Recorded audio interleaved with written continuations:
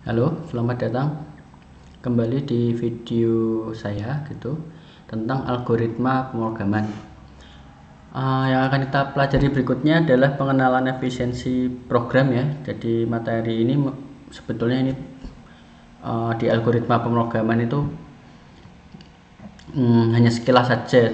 Jadi nanti detailnya mungkin di mata kuliah yang lebih advance.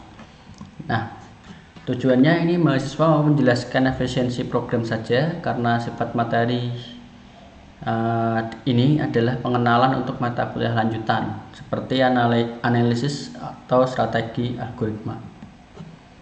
Jadi apa itu efisiensi program? Materinya ini adalah materi full teori ya. Jadi saya rasa untuk praktiknya itu butuh analisis yang lebih dalam. Oke, jadi apa itu efisiensi program? Jadi komputer saat ini memiliki pemrosesan yang semakin cepat dan canggih ya. Jadi kenapa kok kita masih perlu membuat program yang efisien gitu?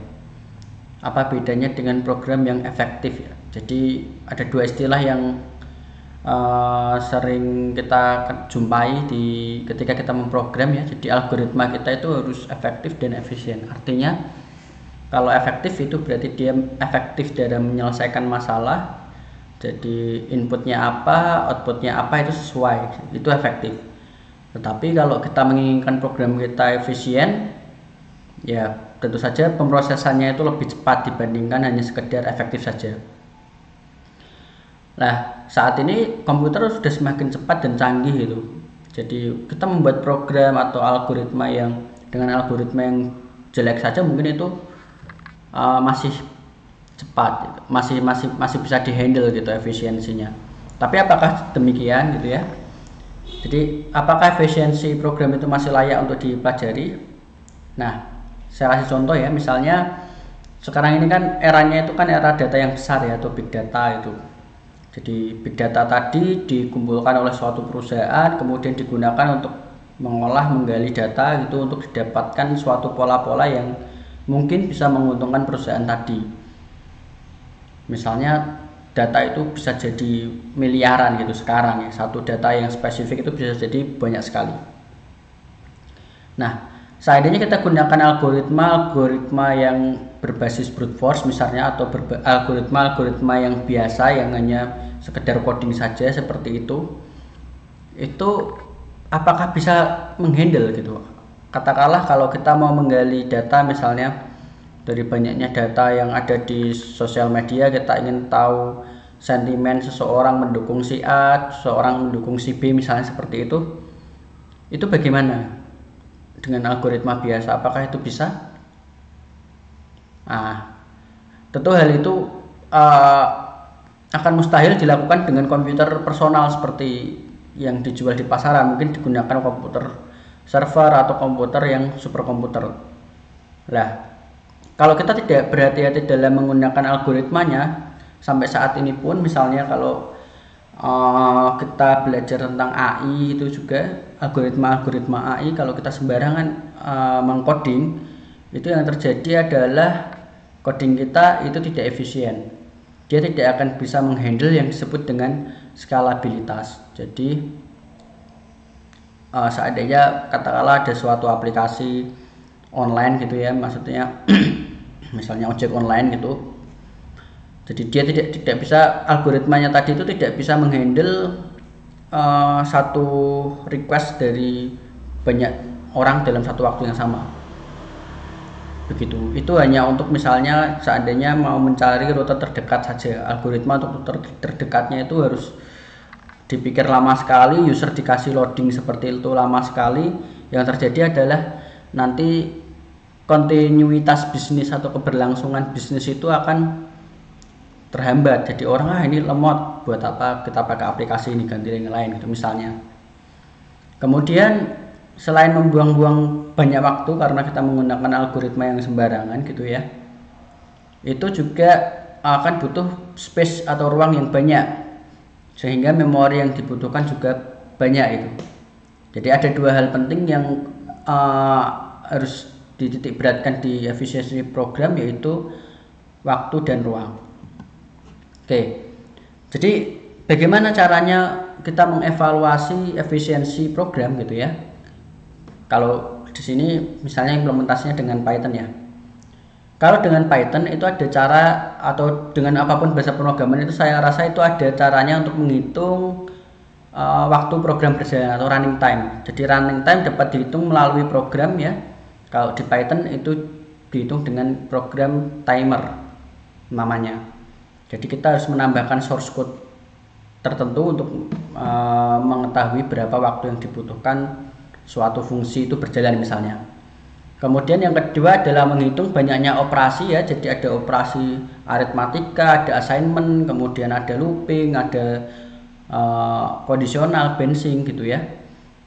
Kemudian yang terakhir adalah dengan notasi abstrak gitu, tentang laju pertumbuhan atau order of growth.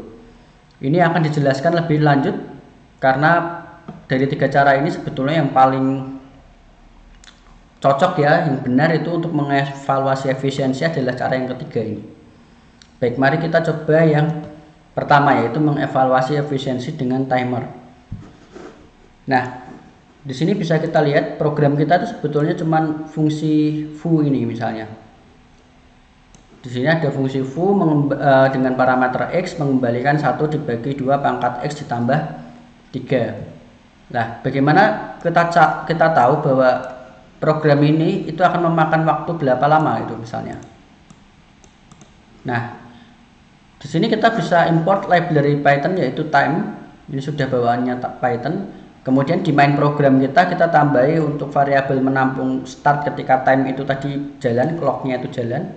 Kemudian kita menjalankan fungsi kita gitu, misalnya di assign gitu dengan parameter inputan berapapun, itu x ini bisa diisi berapapun. Kemudian buat variabel selesai setelah mengevaluasi fungsi tadi n ini.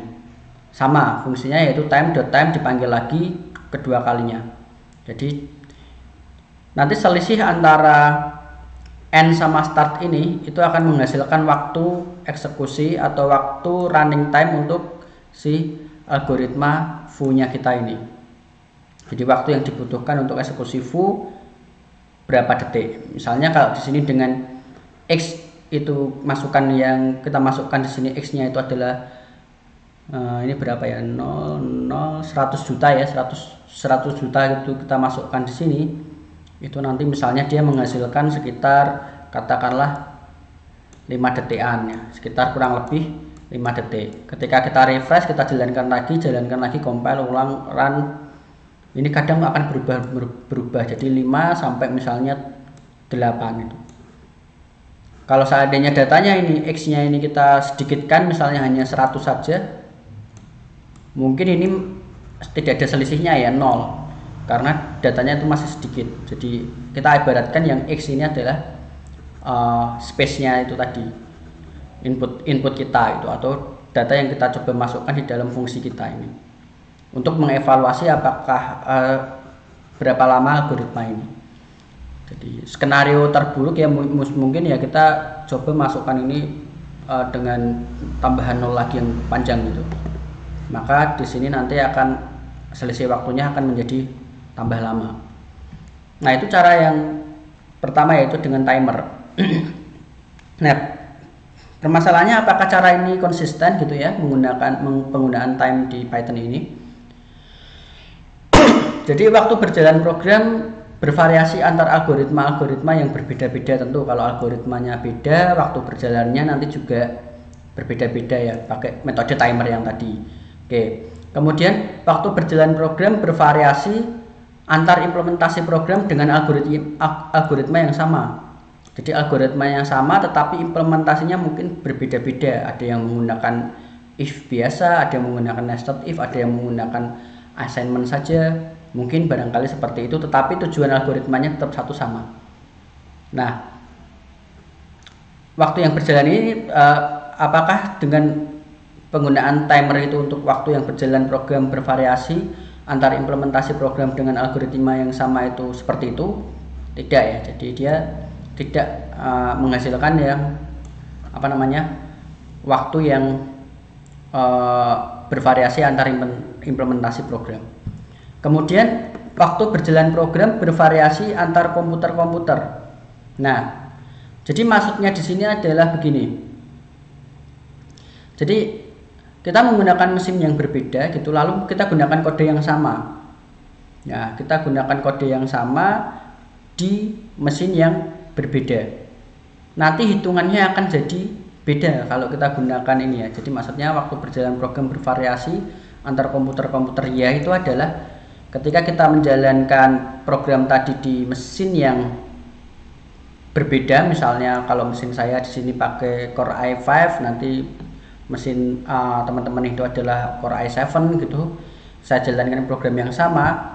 Harusnya kalau itu memang benar-benar konsisten dengan timer tadi, waktu yang dihasilkan itu adalah sama. Tapi ya pada kenyataannya kita running ulang aja waktunya sudah berbeda-beda. Jadi waktu berjalan pada program tidak dapat dijadikan patokan, apalagi kalau kita masukkan nilai yang sangat kecil di inputnya tadi.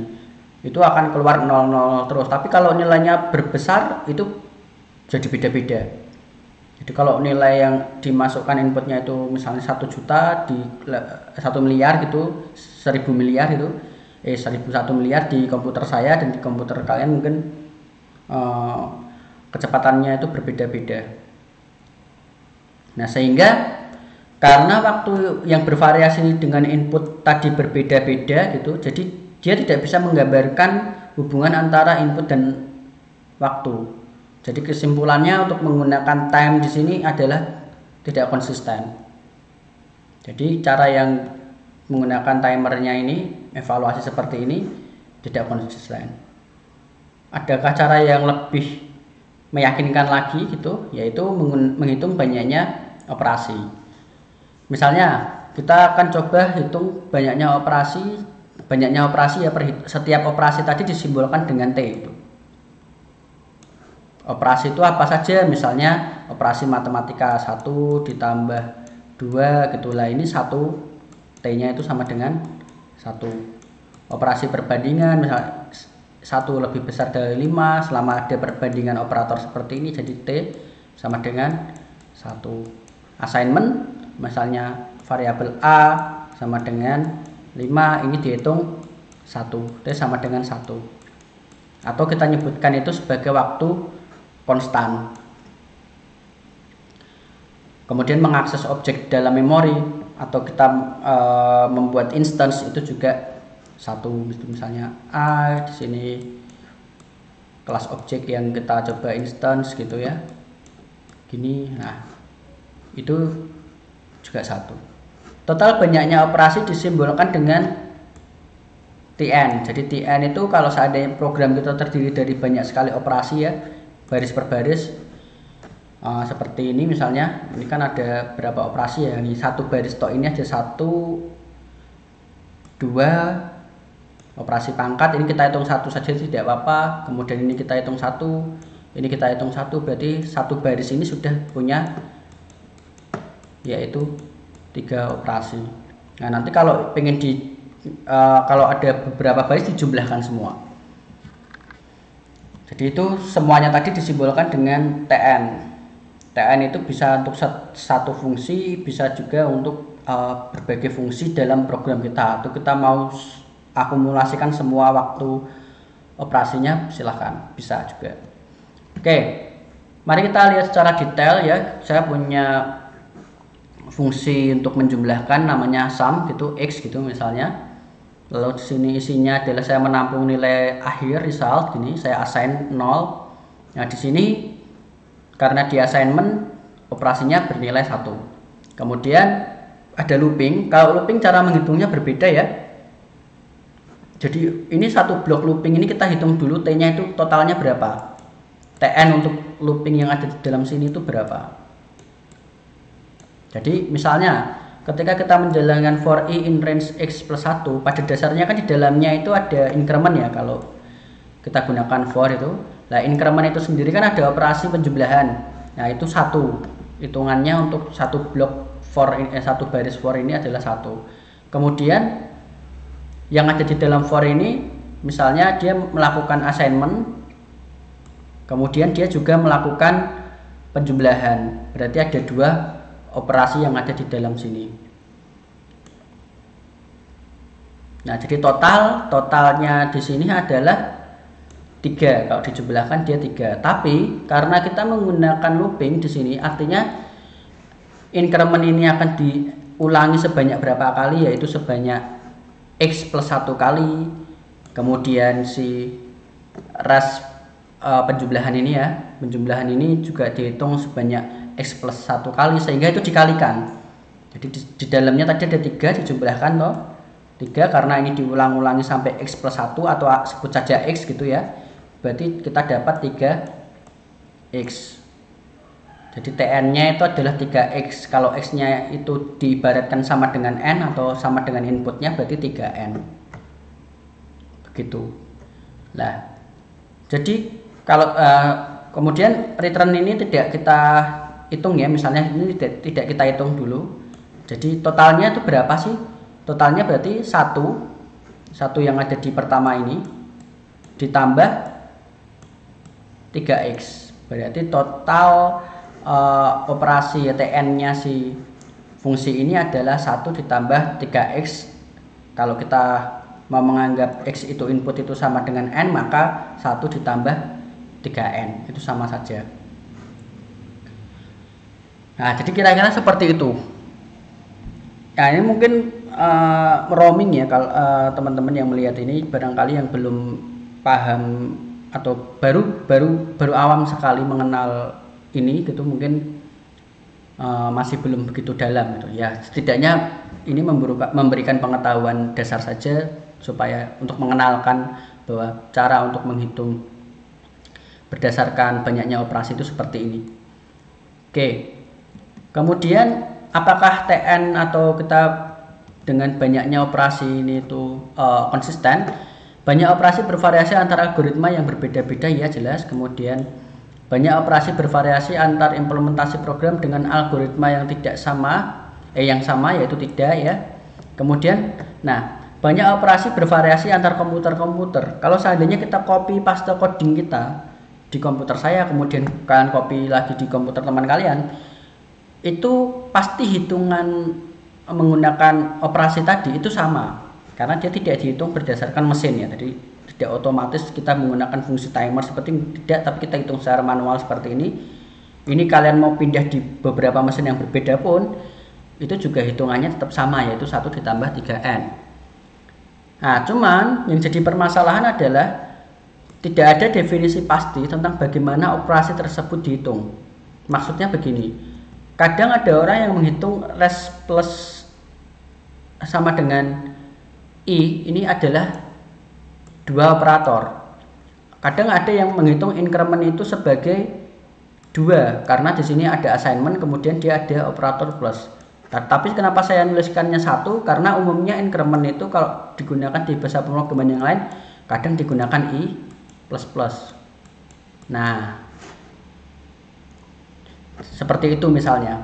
Jadi yang dimaksud tidak konsisten, maksudnya bukan tidak konsisten, jadi definisi pastinya itu tidak ada. Tapi meskipun demikian ya, jadi banyaknya operasi bervariasi terhadap input yang berbeda tadi itu masih bisa terkait, mereka itu masih bisa berhubungan dengan banyaknya operasi dengan input yang kita masukkan. Dibandingkan dengan timer yang sebelumnya, TN ini lebih konsisten. Nah, kelemahannya ada di sini. Nah, lalu bagaimana caranya agar dia itu benar-benar konsisten? Jadi karena tadi ya banyaknya operator perhitungan yang tidak pasti. Yang jelas apa yang pasti, misalnya yang pasti itu adalah 1 kali looping ini dia akan memakan waktu X atau N yang ada di sini itu diulang-ulang sebanyak itu. Jadi misalnya I yang ada di sini itu akan diulang-ulang sebanyak X. Katakanlah I yang ada di sini akan diulang-ulang sebanyak N.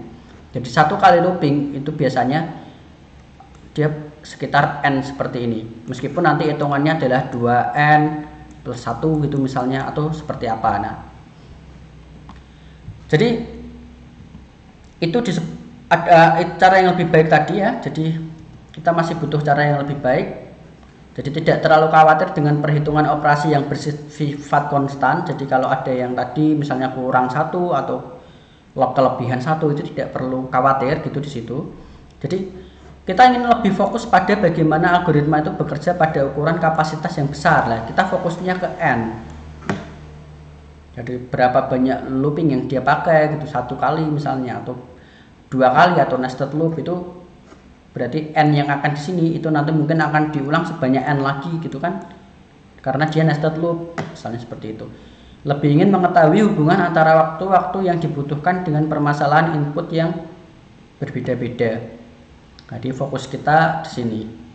Input ya, dari tadi kita bilang input, kita bisa mengatakan input itu adalah istilah yang menggambarkan suatu efisiensi tadi. Misalnya, bisa jadi input tadi adalah integer, misalnya di mana X itu bisa berisi inputan di dalam fungsi sum X. Bisa jadi inputan tadi berupa list, misalnya ini kita akan menjumlahkan list yang ada di sini, L di sini ya. Jadi kalau ini kan tadi kan di-generate dari 0 sampai X, ini kalau yang sum list itu menjumlahkan seluruh list yang ada di sini. Bisa jadi dia inputannya list. Bisa jadi dia bentuknya adalah banyak parameter pada fungsi. Misalnya kita menggunakan algoritma linear search atau algoritma selection search ya. Bukan apa namanya? Ya linear search saya biasanya sebutkannya, biasanya lebih mudah yang linear search. Itu L di sini adalah list, kemudian E itu adalah elemen yang kita cari. Nah, bagaimana cara untuk melihat input di sini yang saya kotai ini? Jadi cara untuk melihat input di sini, jika seandainya kita punya L itu adalah list seperti ini, 12, 343, 54, 6, 45, dan E yang akan dicari itu adalah 12 misalnya. Nah, kita tahu bahwa 12 ini dia terletak di elemen pertama dari list ini. Sehingga kalau algoritma pencarian linear, yaitu urut ya dari depan sampai belakang, itu akan lebih mudah untuk mencari 12 yang ada di sini. Berarti kita bisa menganggap ini sebagai kasus terbaik untuk linear search, di mana yang kita cari, elemen yang kita cari itu berada di yang paling awal dari elemen list yang kita punya. Sebaliknya, kalau seandainya yang dicari itu adalah elemen terakhir, atau yang dicari itu nggak ada di list, maka itu disebut dengan kasus yang paling buruk, kasus terburuk, di mana kita akan mencari E yang tidak ada di dalam list atau E yang dia berada di elemen yang terakhir.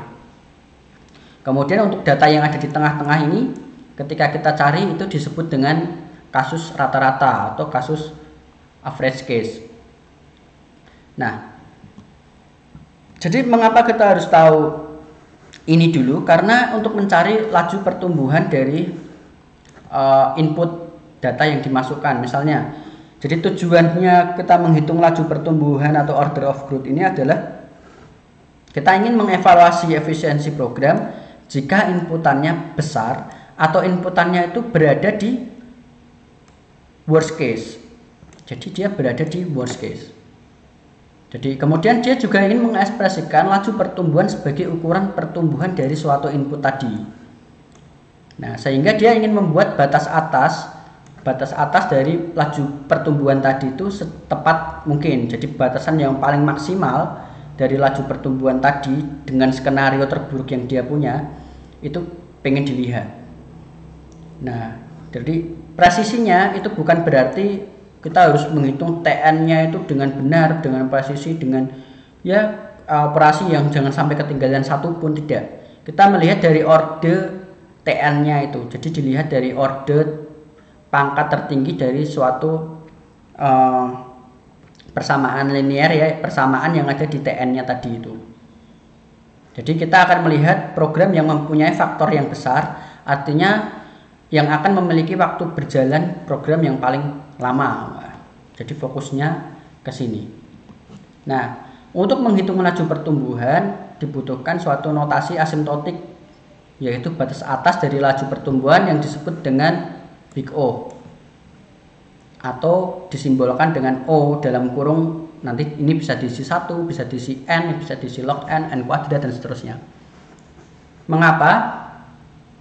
Karena fokusnya sesuai dengan tujuan laju pertumbuhan tadi, yaitu fokus pada worst case, kemudian mengekspresikan tingkat pertumbuhan yang relatif terhadap ukuran input. Jadi evaluasi algoritma di sini yang akan kita evaluasi itu benar-benar algoritmanya, bukan berdasarkan mesin maupun apapun bentuk implementasi dari programnya. Jadi ya yang akan kita hitung ya pertama ya dari menghitung banyaknya operasi, kemudian kita hitung big O-nya, atau dari big O-nya langsung pun juga bisa. Oke, bagaimana caranya? Misalnya kita punya program linear search. Linear search programnya seperti ini ya. Nah, misalnya seperti ini program linear search. Jadi worst case-nya itu E itu yang dicari itu adalah elemen terakhir. Nah, jadi perhitungan yang ada di dalam sini kita akan mengulang dari indeks elemen list ke I sampai elemen list yang terakhir. Ya kan? Nah, di sini karena dia ada increment, T-nya itu 1, kemudian karena di sini ada perbandingan, itu ini T-nya 1, kalau ditambahkan 2 dikalikan N jadi 2N. Jadi T untuk algoritma ini sebanyak 2N. Misalnya ada yang bilang nanti ini 2N plus 1, tapi tidak masalah. Jadi fokus kita bukan di T itu seberapa presisi, tetapi dia merujuk ke ordenya. Jadi orde yang tertinggi dari Tn itu dilihat dari N-nya. Ada berapa N di sini? Kalau tidak ada berarti ordenya 1. Kalau di sini ada 1N berarti ordenya adalah N. Sehingga kalau kita punya Tn adalah 2N, maka big O dari linear search ini kita ambil hanya N-nya saja, sehingga big O-nya adalah ON. Begitu. Ini secara sederhana saja, mungkin kan sekali lagi mungkin akan roaming ya di sini. Ini hitungan macam apa gitu ya mungkin ya. Jadi tidak masalah, itu nanti secara detail mungkin akan dipelajari di mata kuliah berikutnya. Oke. Jadi kelas kompleksitas efisiensi dari big O kalau kita pengen lihat yang paling cepat itu adalah O1 yang menunjukkan waktu berjalan algoritma yang konstan. Kalau coding kita isinya cuman assignment lalu 3 baris coding ini ya, misalnya assignment A sama dengan 1, lalu A sama dengan 2 plus 1, lalu A sama dengan A plus 1, seperti ini kan 1, T-nya 1, ini T-nya 1, T-nya 1, totalnya kan T-nya 3. Nah, total Tn-nya itu adalah 3. Nah, di sini kan nggak ada orde N-nya. Kalau nggak ada orde N-nya diisi 1, sehingga big O-nya itu adalah 1, konstan. Kemudian waktu yang berjalan algoritma logaritmik yaitu O log N. Nah, nanti di sini ada lognya mestinya ya. Kemudian ON menunjukkan waktu berjalan algoritma yang linear. Kemudian ON log N yaitu logaritmik linear. Kemudian N pangkat C gitu menunjukkan waktu berjalan algoritma yang polinomial. Kemudian C pangkat N eksponensial. Nah, mari kita lihat grafik yang ada di sini. Jadi kita mau melihat dari algoritma misalnya ya, dari kompleksitas yang paling efisien sampai yang paling tidak efisien. Konstan itu grafiknya seperti ini. Nah, yang sumbu X ini itu adalah ukuran masukannya, inputnya. Ya, yang sumbu Y itu adalah waktu komputasinya. Ya, ini katakanlah dalam satuan detik seperti itu. Ini 1 detik, ini kemudian 1 menit mungkin di sini ya. Ya, ini satuannya mungkin seperti itu. Nah, kita sebut saja ini waktu komputasinya. Nah, kalau konstan dia kan waktunya tetap ya, seperti ini terus gitu. Nah, kemudian kalau logaritmik, berarti kalau logaritmik itu kalau datanya itu ukurannya kecil, itu mungkin dia akan sedikit lambat ya, tapi kalau datanya banyak, justru dia semakin cepat. Nah, karena dia melengkung di atas ini dan dia cenderung konstan. Endingnya kan ini cenderung konstan itu.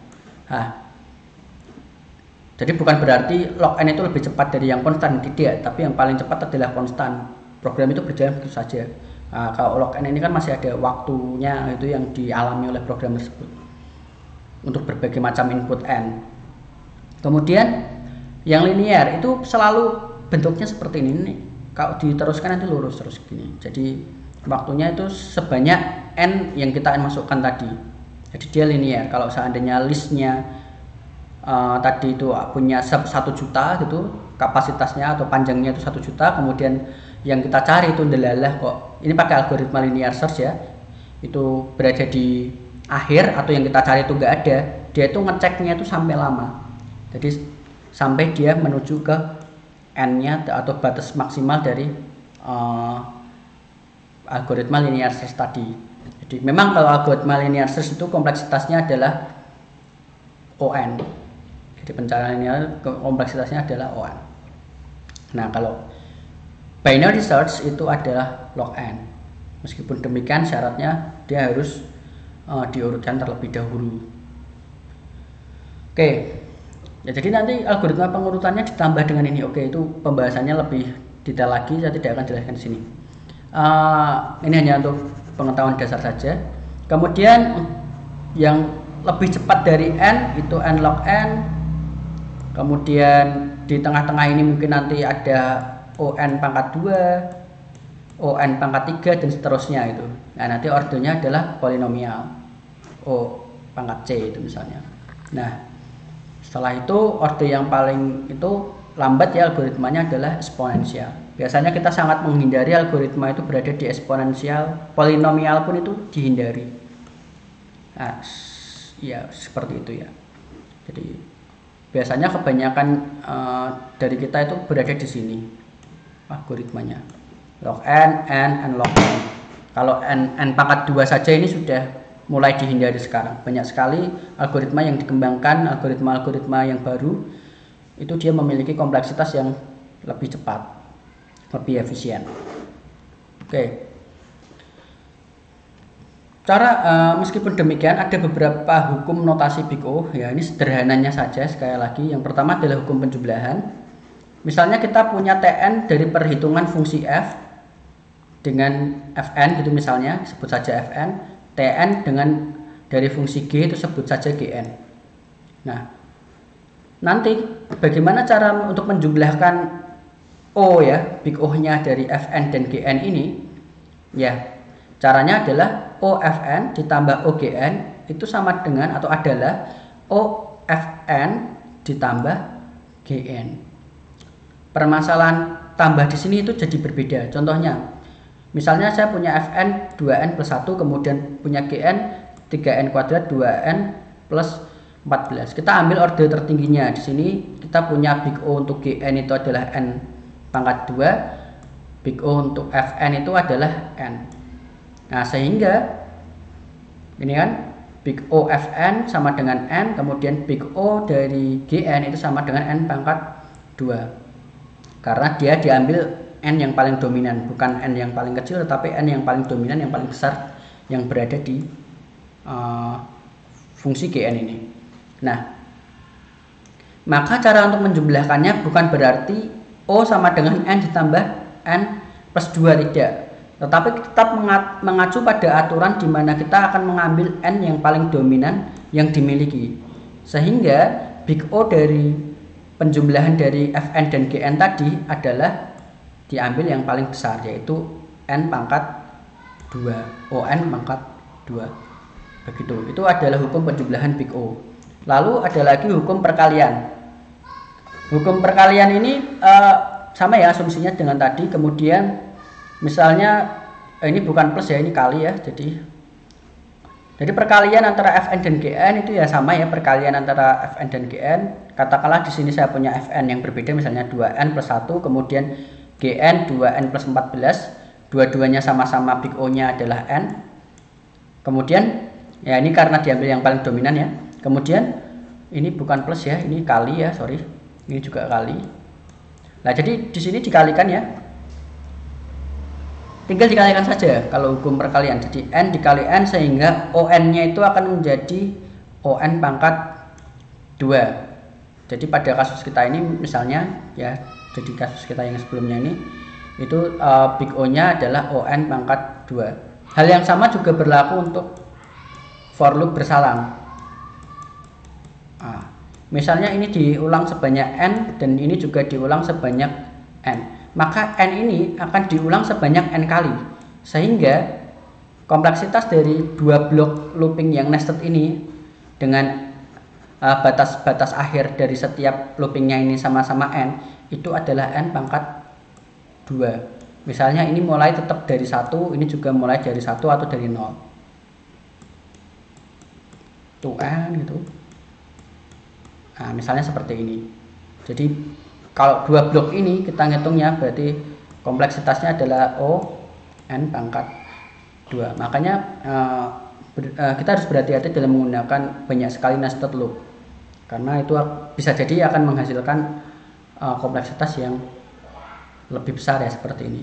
Beda cerita kalau seandainya yang di looping yang pertama itu untuk mereduce looping yang kedua, di sini bisa jadi kompleksitasnya bukan on pangkat 2 tetapi dia bisa direduce lagi n log n. Bisa jadi seperti itu, tapi detailnya sekali lagi saya tidak akan terangkan di sini. Oke, jadi bagaimana, apakah tertarik dengan ini gitu, karena ini sepertinya kalau bagi yang pertama mendengar ini kan, ini kayaknya kok banyak sekali hitung-hitungannya, kok programnya tidak banyak. Jadi apa sih, kenapa sih kok kita belajar seperti ini? Jadi kalau kalian suka sekali dengan kompetisi pemrograman atau competitive programming, itu kalian akan butuh algoritma yang pastinya efisien. Kenapa? Karena di situ dituntut untuk membuat program tadi itu cepat dieksekusi, gitu. Jadi kita harus memilih algoritma yang mana yang paling tepat, struktur data yang mana yang paling tepat lah, itu seperti itu ya. Jadi itu akan bisa membuat algoritma kita lebih efisien. Caranya gimana? Analisis, menggunakan tadi analisis Big O. Kemudian sangat berguna bagi yang ingin aplikasi atau programnya efisien atau cepat. Jadi kalau seandainya kalian merasa punya aplikasi kemudian itu terasa lambat, itu kenapa? Jangan-jangan servernya kurang dan segala macam, itu memang bisa benar. Tetapi kadang juga karena programnya, jadi program yang kita buat itu terlalu tadi ya, mungkin menggunakan algoritma brute force atau menggunakan algoritma yang seharusnya itu ada algoritma yang lebih cepat daripada itu yang tidak kita gunakan, misalnya seperti itu. Atau kalian gunakan untuk memodifikasi suatu algoritma untuk mendesain algoritma baru, sehingga kalian akan menemukan misalnya algoritma sorting yang lebih cepat dari algoritma yang sorting sebelumnya yang sudah ada. Nah, kemudian ini juga sangat berguna untuk menentukan algoritma apa yang cocok untuk suatu permasalahan tertentu. Jadi misalnya untuk permasalahan pencarian tadi ya, algoritma yang paling cocok untuk permasalahan pencarian kita itu kita gunakan apa itu. Apakah kita gunakan linear search atau kita gunakan binary search. Nah, setelah kita tahu bahwa binary search itu lebih cepat atau lebih efisien dibandingkan linear search, tentu saja kita akan memilih yang binary search. Nah begitu, jadi mungkin kita nanti kita akan bertemu lagi ya di mata kuliah berikutnya yang mengupas detail tentang efisiensi program, yaitu di strategi dan analisis algoritma. Jadi itu ya endingnya kita belajar di algoritma pemrograman ini. Semoga bermanfaat ya untuk dilanjutkan di mata kuliah yang lain atau mata kuliah yang tingkatnya lebih tinggi daripada algoritma ini. Jadi sekali lagi, materi yang terakhir ini yaitu efisiensi program ini hanya bersifat pengenalan. Jadi kalau kalian ingin menekuni, silahkan mencari tahu apa yang tadi saya terangkan sendiri, cari tahu di Google atau cari tahu, belajar dulu, tidak masalah gitu ya.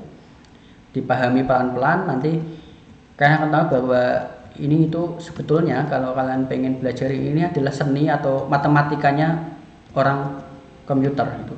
Justru di sini matematikanya orang komputer itu kita menghitung program efisiensi program seperti ini.